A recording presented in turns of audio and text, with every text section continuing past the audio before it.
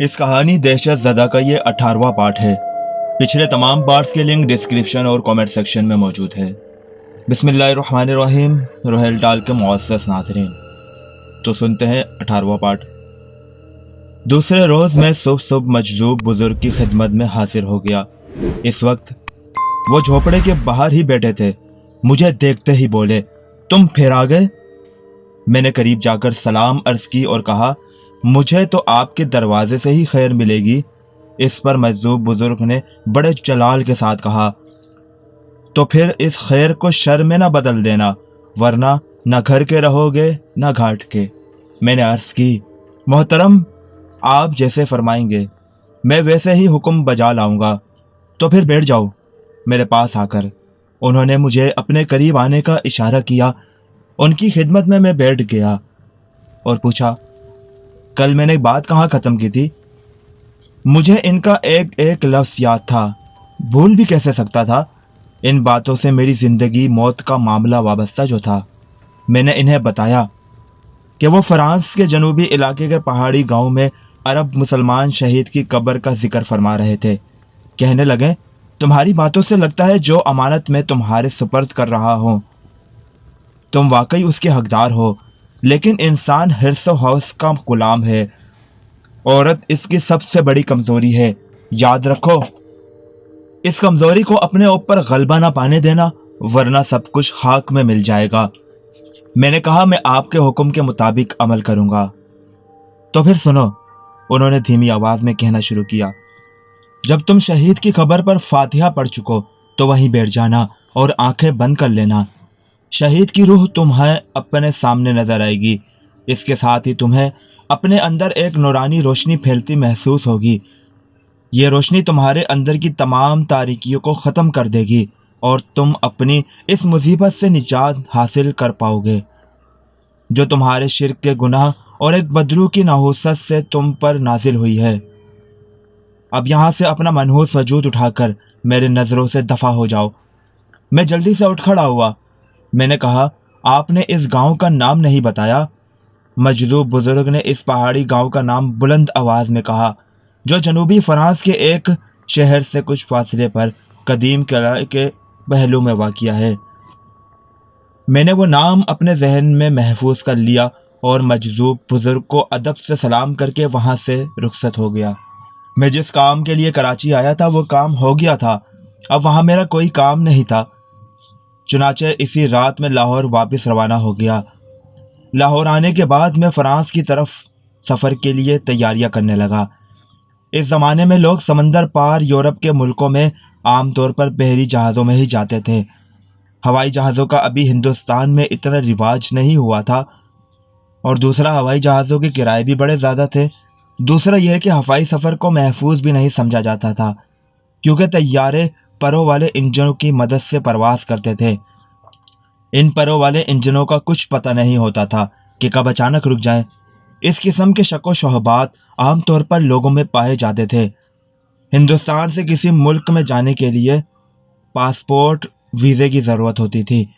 अभी हिंदुस्तान से अंग्रेज़ गया नहीं था, चुनाचे पासपोर्ट वीज़े की इतनी ज़्यादा दिक्कत महसूस नहीं हुई थी।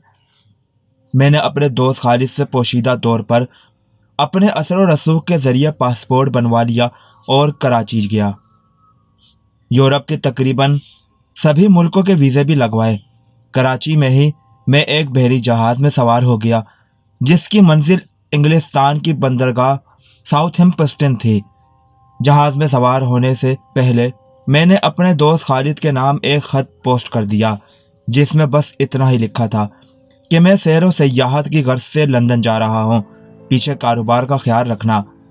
इन दिनों बहरी जहाज़ों की रफ्तार इतनी तेज़ नहीं होती थी। मालूम हुआ जहाज़ 3 हफ्तों में इंग्लिस्तान पहुँचेगा। यह मुल्क हॉलैंड की एक कंपनी का जहाज़ था। जहाज़ काफ़ी बड़ा था। इसकी 3 मंजिलें थीं। मैंने सेकंड क्लास का टिकट लिया और जहाज़ की दूसरी मंजिल के एक आरामदेह केबिन में आ गया। मई का महीना शुरू हो चुका था जब मैंने अपने समंदरी सफ़र का आगाज़ किया। इस वक्त कराची में दिन के वक्त काफ़ी गर्मी पड़ती थी। रात को हवा चलती तो मौसम खुशगवार हो जाता। समंदरी सफ़र बड़ा खुशगवार था। میں دوسرے درجے کے عرصے پر آ کر بیٹھ گیا۔ سمندر کی طرف ٹھنڈی ہوائیں آتی، عرصے پر آرام دہ کرسیاں لگی ہوئی تھیں۔ ایک جانب خوب سجا ریسٹورنٹ تھا تو ایک جانب بار روم تھا جہاں ہر قسم کی مشروب ملتی تھی۔ میں شام کے وقت ریسٹورانٹ میں بیٹھ کر کبھی کافی اور کبھی چائے سے لطف اندوز ہوتا۔ سفر طویل ہونے پر راستے میں کوئی نہ کوئی دوست بن جاتا ہے۔ ایک لڑکی سے میری بھی جان پہچان ہو گئی۔ نازک سے جسم کی خاموش طبع لڑکی تھی۔ وہ بھی شام کے وقت ریسٹورانٹ میں اکیلی بیٹھ جاتی اور خاموشی سے کافی پیتی رہتی۔ اتفاق سے وہ میرے ساتھ والی ٹیبل پر ہی بیٹھتی۔ ایک روز اس نے سگریٹ نکال کر ہونٹوں میں دبایا اور ماچس دیکھی تو وہ خالی تھی۔ اس نے میری طرف دیکھ کر انگریزی میں پوچھا کہ میرے پاس ماچس ہوگی؟ میں نے کہا کہ میں سگریٹ نہیں پیتا۔ اس نے ویٹر سے ماچس لے کر سگریٹ سلگایا اور مجھ سے مخاطب ہو کر کہنے لگی، کیا میں آپ کی میز پر آ کر بیٹھ سکتی ہوں؟ میں نے تکلفاً کہہ دیا، بیٹھ جاؤ۔ وہ اٹھ کر میرے میز پر آ گئی۔ اس نے مجھ سے باتیں شروع کر دی۔ کہنے لگی، میں فرانس کی رہنے والی ہوں، پیرس یونیورسٹی میں دوسرے سال کی اسٹوڈنٹ ہوں، چھٹیوں میں انڈیا کی سیر کرنے آئی تھی، اب واپس جا رہی ہوں۔ اس نے اپنا نام سلونی بتایا۔ جہاز کے سفر میں ہم کافی ایک دوسرے کے قریب آ گئے۔ میں نے اس سے جنوبی فرانس کے بارے میں دریافت کیا کہ وہاں ایک گاؤں ہے جو جنوبی فرانس کے ساحلی بندرگاہ مارسیلس کے جنوب میں واقع ہے۔ اس نے اس گاؤں کا نام پوچھا تو جو نام مجھے مجذوب بزرگ نے بتایا تھا میں بھول گیا تھا۔ مجھے اس وقت بھی جب انہوں نے نام بتایا تھا تو ڈر لگتا تھا کہ کہیں میں یہ نام بھول نہ جاؤں۔ فرانسیسی زبان کا بڑا مشکل سا نام تھا وہ۔ میں نے سلومی سے کہا، مجھے نام یاد نہیں رہا، لیکن یہ گاؤں جنوبی فرانس میں ہے۔ اس کے قریبی سمندر کے کنارے ایک قدیم تاریخی قلعہ بھی ہے۔ میں نے اسے یہ بتانے کی ضرورت نہ سمجھی کہ قلعے کے پہلو میں سروں کے درختوں کے درمیان سرخ چکور پتھر کی ایک قبر بھی ہے، کیونکہ مجذوب بزرگ نے بتایا تھا کہ وہاں کوئی نہیں جانتا کہ یہ ایک عرب مسلمان شہید کی قبر ہے۔ سلومی کہنے لگی، جنوبی فرانس میں تو کئی صوبے ہیں اور ہر صوبے میں کتنے ہی شہر اور گاؤں اور قصبے آباد ہیں۔ میں نے کہا، اس گاؤں کے قریب قدیم قلعہ ہے۔ وہ بولی، فرانس کے ہر قصبے ہر گاؤں کے پاس ایک قلعہ ہے اور سمندر کے کنارے تو جنوب میں جتنے گاؤں ہیں وہاں اتنے ہی قلعے ہیں۔ یہ سارے قلعے قدیم زمانے میں رومنوں نے بنائے تھے۔ میں پریشان ہو گیا۔ مجھے پریشان ہوتا دیکھ کر سلومی نے کہا، پریشان ہونے کی ضرورت نہیں، میں فرانس کی رہنے والی ہوں، وہاں چل کر معلوم کر لیں گے، مگر تم اس خاص گاؤں کا کیوں پوچھ رہے ہو؟ میں نے کہہ دیا کہ وہاں میرا ایک دوست رہتا ہے، میں اسی کے پاس جا رہا ہوں۔ اب میرے لیے مشکل پیدا ہو جائے گی، پردیس کا معاملہ ہے، میرے پاس اتنے پیسے بھی نہیں کہ ہوٹلوں کا خرچ اٹھا سکوں۔ سلومی نے کہا، اس کی تم فکر نہ کرو، میرا باپ جاگیردار ہے، میں پیرس کے ایک ہاسٹل میں رہتی ہوں، میرا باپ مجھے کافی رقم ہر سال بھیج دیتا ہے۔ جب تک تمہیں تمہارے دوست کا کہوں نہیں مل جاتا تم میرے مہمان بن کر رہ سکتے ہو، میں تمہیں ایک ہوٹل میں کمرہ لے دوں گی۔ مجھے کچھ حوصلہ ہوا۔ مجھے محسوس ہوا کہ اگر اس وقت یہ لڑکی میرا ہاتھ نہ پکڑتی تو پردیس میں میرا کوئی ٹھکانہ نہیں تھا۔ کامنی نرتکی نے اس بار مجھے صاف لفظوں میں خبردار کر دیا تھا کہ میں اسے صرف اس وقت انگوٹھی رگڑ کر بلاؤں جب میری جان پر کوئی مصیبت بن گئی ہو، ورنہ وہ میرے پاس آنا بند کر دے گی۔ یہ سب کچھ اس کی مجبوری تھی۔ میں نے سلومی کا شکریہ ادا کیا۔ اب یہ لڑکی میری ضرورت بن گئی تھی۔ میں کم از کم اس وقت تک پردیس میں اس کے ساتھ رہنے پر مجبور تھا جب تک کہ وہ گاؤں تلاش نہیں کر لیتا جس کے قلعے کے پاس شہید کی قبر تھی، اور جب تک کہ اس دوران میں رہائش کا کوئی الگ بندوبست نہ کر لیتا۔ سلومی نے انتہائی خوش اخلاقی اور کشادہ ظرفی کا مظاہرہ کیا تھا۔ میں اس کے حسن اخلاق سے بے حد متاثر ہوا۔ میرے پاس جہاز کی واپسی کے کرائے کے علاوہ اتنے پیسے تھے کہ میں فرانس میں 15-20 روز کسی درمیانے درجے کے ہوٹل میں گزارا کر سکتا تھا۔ اس کے باوجود میں نے 1-2 بار چائے کافی کا بل اپنی طرف سے ادا کرنا چاہا تو سلومی نے مجھے اس کی اجازت نہ دی۔ دوپہر اور رات کا کھانا ہماری سیکنڈ کلاس کی ٹکٹ میں ہی شامل تھا۔ صرف ناشتہ اور شام کی چائے کا بل ہمیں خود دینا ہوتا تھا۔ جب ہمارا جہاز انگلستان کی بندرگاہ ساؤتھ ہیمپٹن کے ساحل پر لگا تو میں اور سلومی ایک دوسرے کے گہرے اور پرتکلف دوست بن چکے تھے۔ ساؤتھ سمپسن سے ہم بذریعہ ریل گاڑی پیرس آ گئے۔ پیرس کی میں نے بڑی شہرت سن رکھی تھی کہ دنیا جہاں کا فیشن پیرس سے شروع ہوتا ہے اور وہاں عورتیں نیم عریاں چلتی پھرتی ہیں، مگر وہاں جا کر معلوم ہوا کہ فیشن تو وہاں بہت تھا مگر عورتوں کے نیم عریاں پھرنے والی بات غلط تھی۔ آج کل وہ بات سچ ثابت ہو گئی ہے۔ آج کل تو اگر پیرس کی سڑکوں پر کوئی عورت بالکل عریاں حالت میں بھی چلتی نظر آئے تو لوگوں کو تعجب نہیں ہوتا، لیکن سن 1947 کے زمانے میں ابھی پیرس کی کم از کم عام سڑکوں پر اتنی عریانی شروع نہیں ہوئی تھی۔ البتہ پیرس کے بعض جگہوں پر عریانی کے انتہائی حیاسوس منظر دیکھے۔ یہ میں آپ کو آگے چل کر بیان کروں گا۔ پیرس ایک تو ماڈرن فیشنیبل علاقہ تھا، ایک اندرون شہر کا گنجان علاقہ تھا جہاں تنگ بازار، جھکے ہوئے چھجوں والے بوسیدہ مکان اور لاہور کی طرح کی چہتی ہوئی گلیاں بھی تھی۔ پیرس کے ایک ذرا کم گنجان علاقے کے ایک درمیانے ہوٹل میں سلومی نے مجھے ایک کمرہ کرائے پر لے دیا اور کہا، تم آج کی رات آرام کرو، کل میں تمہارے پاس آؤں گی۔ میں اپنے ساتھ جنوبی فرانس کا نقشہ بھی لاؤں گی۔ اس نقشے کو دیکھ کر تم یاد کرنا کہ تمہارے دوست کے گاؤں کا پتہ کیا تھا۔ اگر پھر بھی وہ گاؤں نہ ملا تو ہم اخبار میں تمہارے دوست کے نام سے ایک اشتہار شائع کروا دیں گے کہ وہ جہاں کہیں بھی ہے تم سے ہوٹل کے ذریعے رابطہ پیدا کرے۔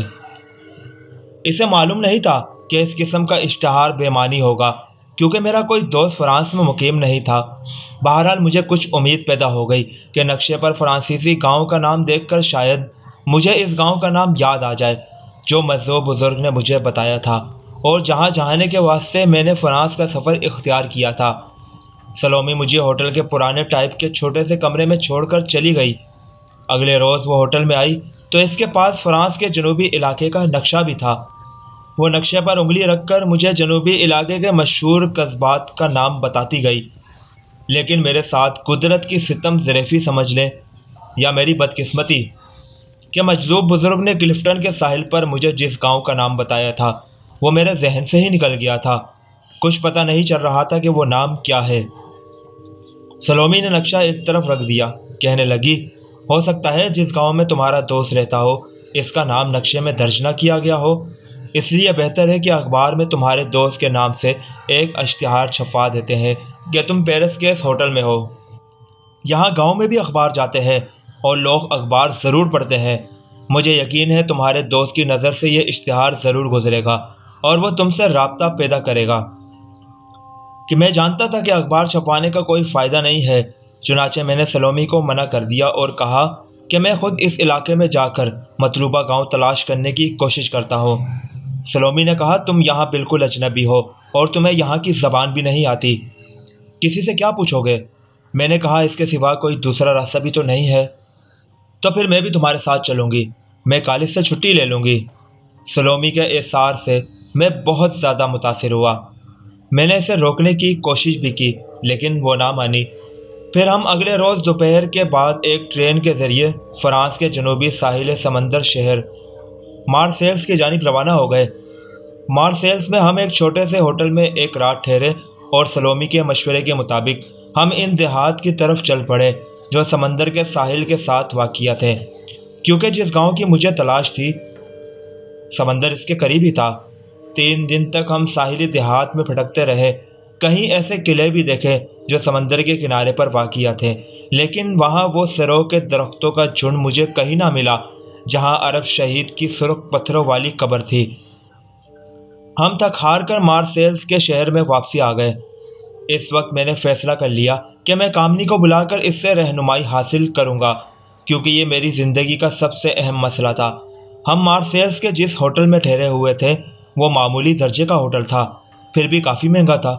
میں نے کراچی میں فرانس کی کرنسی حاصل کر لی تھی۔ میں نے سلومی کو فرانسیسی لیرے دینے کی کوشش کی تاکہ ہم ہوٹل کے 2 الگ الگ کمرے لے لیں، مگر وہ نہ مانی۔ کہنے لگی، تمہارے سارے پیسے یہیں خرچ ہو جائیں گے، تمہیں یہاں قدم قدم پر پیسوں کی ضرورت پڑے گی، انہیں اپنے پاس رکھو اور پھر ایک کمرے میں رہنے میں کیا حرج ہے؟ یہاں ٹورسٹ لڑکے لڑکیاں اکثر ایک ہی کمرے میں ٹھہرتی ہیں۔ چنانچہ اس نے ایک سنگل بیڈ کا کمرہ لے لیا۔ میں رات کو صوفے پر سوتا اور سلومی بیڈ پر سو جاتی۔ میں نے کامنی کو بلانے کا فیصلہ کیا تو سوچنے لگا کہ کامنی کو کس جگہ بلانا ٹھیک رہے گا۔ ہوٹل کے کمرے میں سلومی میرے ساتھ تھی، وہاں میں کامنی کو نہیں بلا سکتا تھا۔ آخر یہی سوچا کہ ہوٹل سے باہر کسی ویران جگہ پر چلا جاتا ہوں۔ سلومی اس وقت نہانے کے بعد الماری کی اوڑ میں ہو کر لباس تبدیل کر رہی تھی۔ میں نے اسے کہا کہ میں ذرا ٹہلنے جا رہا ہوں۔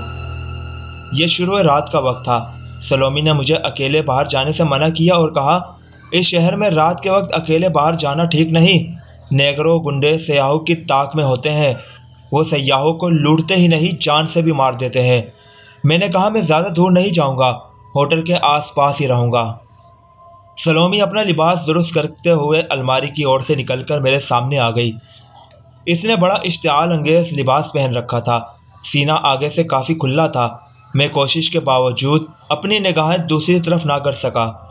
سلومی کہنے لگی، اگر تمہیں ضرور جانا ہے تو میں تمہارے ساتھ جاؤں گی۔ سلومی کا یہ روپ میں نے پہلے نہیں دیکھا تھا۔ اس سے پہلے وہ بڑی پڑھاکو قسم کی دبلی پتلی لڑکی لگتی تھی، لیکن اب وہ کسی نائٹ کلب کی ڈانسر معلوم ہو رہی تھی۔ میں نے کہا، اچھا لباس ہے۔ سلومی نے پرس کندھے پر ڈالتے ہوئے کہا، میں سخت بور ہو رہی ہوں، یہاں ایک کلب ہے، چلو وہاں چلتے ہیں، تم بہت انجوائے کرو گے۔ میں کمرے میں ہی رہنا چاہتا تھا کیونکہ مجھے کامنی کو بلانا تھا، مگر سلومی نے میری بغل میں بازو ڈال دیا۔ اس کے جسم کی گرمی مجھے محسوس ہوئی تو میرے جسم کے وہ احساسات بیدار ہونے لگے جنہیں اب تک میں نے دبا رکھا تھا۔ وہ خود ہی میری المناک مصیبتوں کی وجہ سے دبے ہوئے تھے۔ سلومی مجھے اپنے ساتھ چلاتے ہوئے بولی، پلیز چلو نا۔ اس نے کچھ ایسے انداز میں یہ جملہ کہا تھا کہ میں انکار نہ کر سکا۔ میرا جسم ویسے بھی سلومی کے جسم کی گرمی سے الگ نہیں ہونا چاہتا تھا۔ یہ ایک ایسا منقی اور شرانگیز جذبہ تھا جس سے مجھے بچنا چاہیے تھا، مگر کسی سیلاب کی طوفانی لہر نے میرے پاؤں اکھاڑ دیے تھے اور میں کوشش کے باوجود سنبھل نہ سکا اور سلومی کے ساتھ چل پڑا۔ مارسیلز میں کئی مشرقی قومیتوں کے لوگ آباد تھے، جن میں افریقی نیگروز کی تعداد زیادہ تھی۔ یہاں کا موسم بھی پیرس کے مقابلے میں گرم تھا۔ مارسیلز میں کئی کلب تھے۔ یہ کلب ایسے نہیں تھے جیسے انگریزوں نے ہندوستان میں بنائے ہوئے تھے کہ جہاں صرف کلب کے رکن ہی جا سکتے تھے۔ یہ چھوٹے چھوٹے ریسٹوران تھے جہاں گوری اور نیگرو عورتیں ڈانس کرتی تھی۔ ان کلبوں میں جانے کا کوئی ٹکٹ نہیں تھا، کوئی بھی جا سکتا تھا۔ صرف شرط یہ تھی کلب میں بیٹھنے کے بعد 40-50 فرانک کی بیئر یا وائن پینی پڑتی تھی، یعنی کلب کا ٹکٹ تھا۔ جو بیئر یا وائن دکان پر 4 یا 5 فرانک میں مل جاتی تھی، وہ ان کلبوں میں 40-50 فرانک میں ملتی تھی۔ یہ مجھے کلب میں جانے کے بعد سلومی کی زبانی معلوم ہوا۔ کلب کی فضا میں سگریٹوں کا دھواں اور مختلف شرابوں کی بو پھیلی ہوئی تھی۔ پہلے تو میرا جی گھبرانے لگا، مگر سلومی نے زبردستی یہ کہہ کر مجھے بیئر کا ایک گلاس پلا دیا کہ یہ شراب نہیں ہے، جو کا پانی ہے۔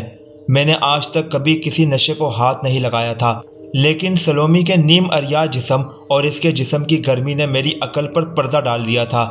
بیئر کے ایک گلاس نے میری پیاس کو اور بھڑکا دیا۔ اوپر سے سلومی خود بھی پی رہی تھی اور میرے گلاس میں بھی ڈالتی جا رہی تھی۔ میں 3-4 گلاس پی گیا۔ سامنے ایک چھوٹا سا اسٹیج بنا ہوا تھا۔ اسٹیج پر 2 نیگرو عورتیں میوزک پر رقص کر رہی تھی۔ میرے دیکھتے ہی دیکھتے انہوں نے اپنے کپڑے اتار کر پھینکنے شروع کر دیے۔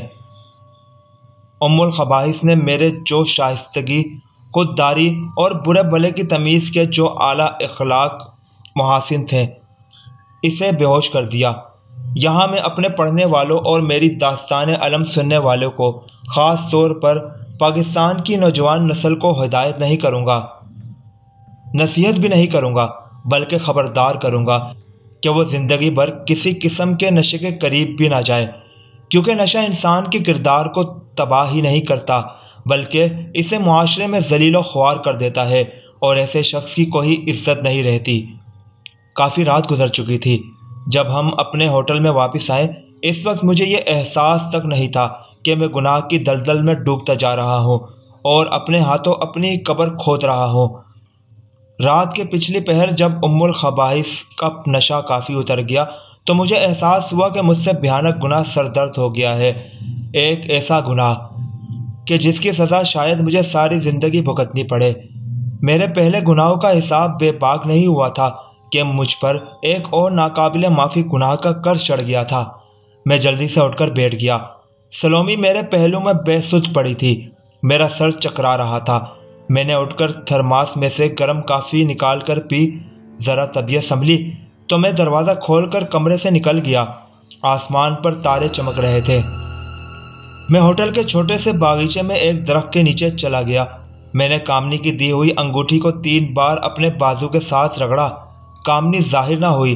میں نے ایک بار پھر کوشش کی۔ کامنی پھر بھی ظاہر نہ ہوئی۔